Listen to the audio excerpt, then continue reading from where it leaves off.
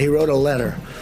The letter was a 5-page letter from a captain, and the letter was all over the place. That's not appropriate. I don't think that's appropriate. It's not appropriate. Earlier today, the president weighed in on the Navy's decision to relieve Navy Captain Brett Crozier of his command after he raised alarm about the spread of COVID-19 on his ship, the USS Theodore Roosevelt. We also got more information today about the circumstances on that aircraft carrier with a crew of nearly 5,000 United States sailors. 44% of the crew has been tested for COVID-19. So far, there are 155 positive cases. More than 1,500 sailors have been moved to shore.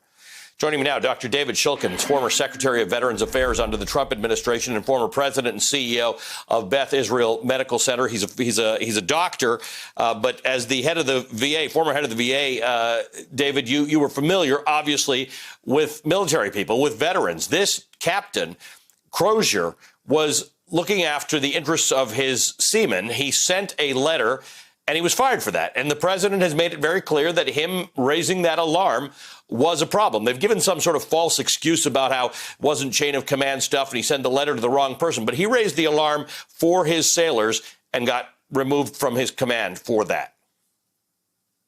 Yeah, well, Ali, good to be with you.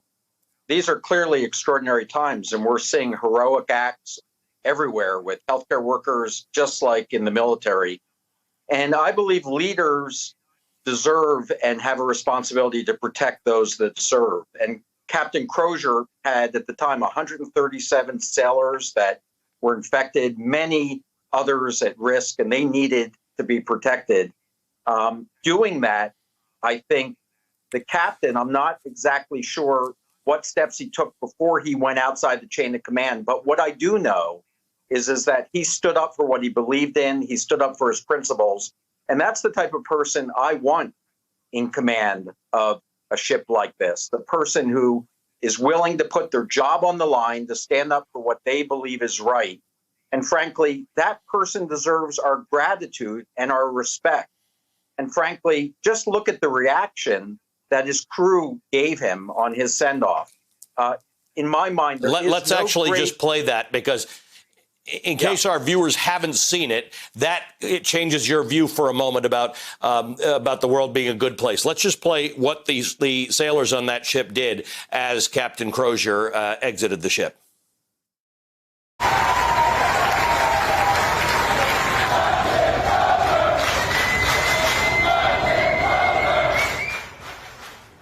Yeah. Well, I mean, that's pretty incredible. Yeah, Ali, in my mind, that speaks very loudly. There is no greater affirmation of a good leader than having the gratitude and respect of the people that you serve. And you can see the way that they felt about him. And that's the type of captain that we want leading our troops. People that the troops believe in, the sailors believe in. And, this is a person who really has served their country and was doing what they believed was the best thing, even if they knew it would cost him his job. Let's talk about another thing that happened late last night, David. The Inspector General for the intelligence community was relieved of his job by the President of the United States. The President said he has lost faith in him.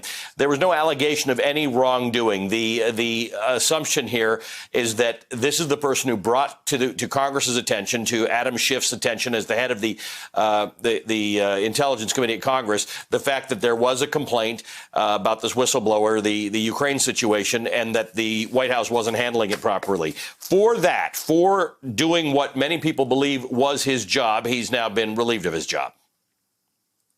Well, it certainly isn't easy to be in Washington these days. To stand up for your beliefs, you have to be willing to put your job on the line, and that's part of what goes with public service. But we are seeing a clear pattern that's repeated time and time again of people who are brave and stand up and do what they think is right, don't necessarily last very long in Washington these days. And it is increasingly hard to be in public service. And at times of crisis like this, we see how important it is that we have people who are experienced and competent leading at the top levels of government because, frankly, we as citizens rely on these people, and it's a really tough job right now.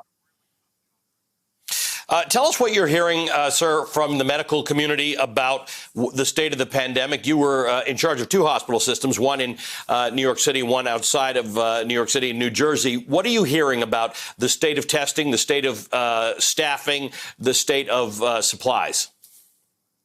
Well, it still is difficult to get tests. While there are increasingly more tests available, many people still aren't able to get tests when they should be getting them. But the critical issue remains shortages of staff. And increasingly, we see more and more healthcare workers getting sick and, frankly, not having the type of protective equipment that they need.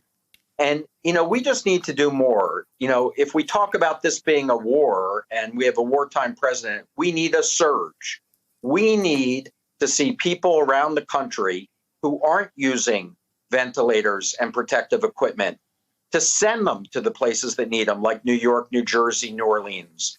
The fact that we're getting ventilators from China rather than from different parts of the United States is really almost unbelievable to me. This is the time that we need to show those parts of the country that we are a single country, that we can help and protect our fellow citizens. And I'm hearing desperation out of my colleagues in New York. And we really need to see a bigger, broader reaction than what we've been seeing. Former Secretary of the Department of Veterans Affairs, David Shulkin, thank you for joining us as always, sir. Stay safe, and we'll talk again soon.